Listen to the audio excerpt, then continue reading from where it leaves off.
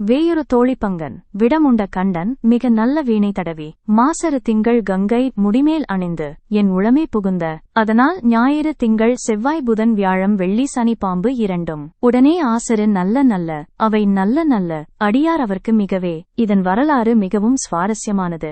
சமண மதம் ஓங்கியிருந்த மதுரைக்கு நோய்வாய்ப்பட்ட பாண்டிய மன்னனை குணப்படுத்தவும் சைவத்தை தழைக்கச் செய்யவும் அரசி மங்கையர்க்கரசியார் திருஞான சம்பந்தரை அழைத்தார். அப்போது வேதாரண்யத்தில் அவருடன் இருந்த அப்பர் பெருமான் திருநாவுக்கரசர் நவ கிரகங்களின் கிரக நிலைகள் சரியில்லாததால் இப்போது பயணம் செய்ய வேண்டாம் என்று தடுத்தார். அதற்கு பதிலளிக்கும் விதமாக இறைவனை தன் மனதில் நிறுத்திய அடியார்களுக்கு எந்த கிரகமும் தீங்கு செய்ய முடியாது, நன்மையே செய்யும் என்று திருஞான சம்பந்தர் பாடியதே இந்த கோளறு பதிகம். கோள் பிளஸ் அரு என்பதே கிரகங்களின் தோஷத்தை அறுப்பது. கிரகப் பெயர்ச்சிகளால் உதாரணமாக ஏழரை சனி அல்லது அஷ்டம சனி காரணமாக ஏற்படும் பயம் மற்றும் தோஷங்கள் நீங்க இந்த பதிகம் பாடப்படுகிறது.